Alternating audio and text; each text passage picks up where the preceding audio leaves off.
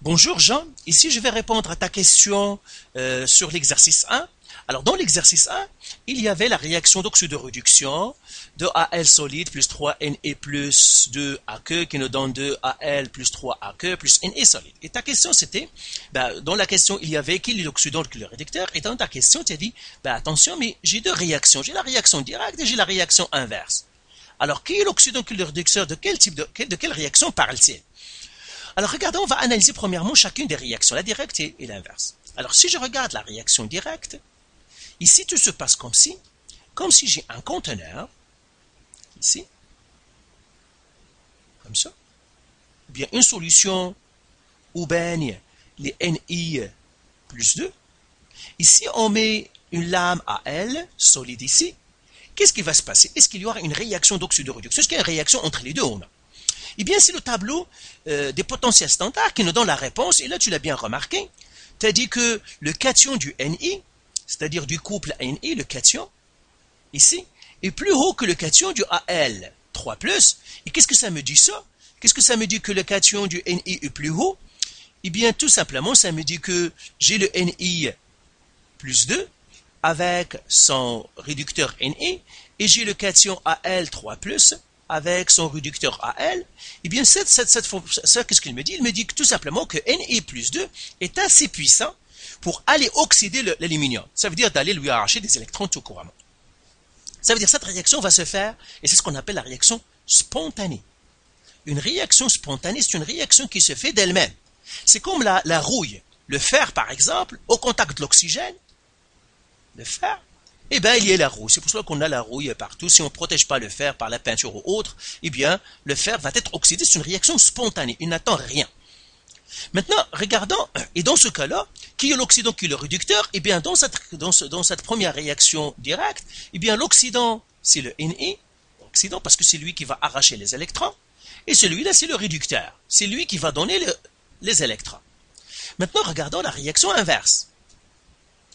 Alors, si je regarde la réaction inverse, ici, même chose, tout se passe comme si j'ai un conteneur où baigne des ions Al 3+, ou bien plus 3.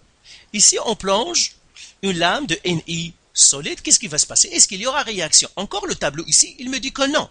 Il me dit que le Al 3+ ne sont pas assez puissants pour aller arracher des électrons au Ni, tout simplement parce qu'ils sont inférieurs à lui dans le tableau des potentiels standards. Ça veut dire que cette réaction-là ne se fera pas. Pas de réaction ici. Pas de réaction. Au fond, il n'y a qu'une seule réaction. L'inverse n'existe pas. Il n'y a qu'une seule réaction qui est là. Ça veut dire là, quand on te demande qui est le réducteur ou l'oxydant, c'est toujours de la réaction qui se réalise. Dans ce cas-là, la réaction qui se réalise, c'est la réaction directe. Et par suite, le réducteur, c'est l'aluminium et l'oxydant, c'est le Ni. Maintenant, un petit détail. Si je regarde la réaction, ici, je vais la réécrire. 2Al solide plus 3Ni plus 2 Aq qui nous donne 2Al plus 3 Aq plus du Ni solide. Eh bien, quand on a des réactions comme ça, eh bien, on a toujours un oxydant et réducteur dans les produits aussi, un oxydant et un réducteur dans les produits. Tout simplement pourquoi? Parce que l'aluminium qui était réducteur ici, en étant oxydé, il va nous donner un oxydant. Et l'oxydant qui était ici, en étant réduit, il va nous donner un réducteur. Donc là aussi, ça c'est un oxydant dans les produits. Et ça c'est un réducteur. Seulement cet oxydant et ce réducteur-là, ils sont inactifs parce qu'ils ne peuvent pas réagir entre eux parce que l'aluminium n'est pas assez puissant pour prendre des électrons au réducteur. Le réducteur n'est pas assez faible pour donner lui aussi ces électrons à l'aluminium. C'est pour cela que la seule réaction, c'est celle-là. Mais, effectivement, dans les produits, on a aussi un oxydant, un réducteur.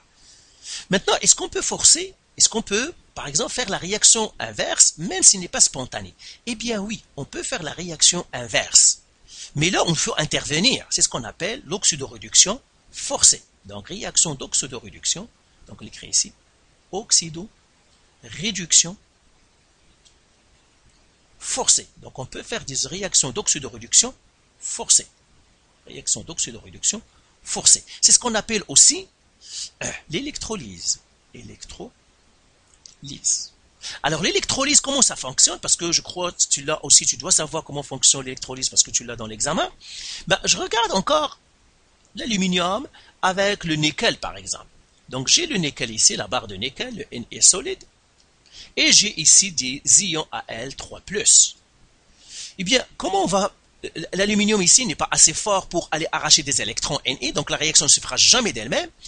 Alors, comment on pourrait forcer la réaction d'oxydoréduction?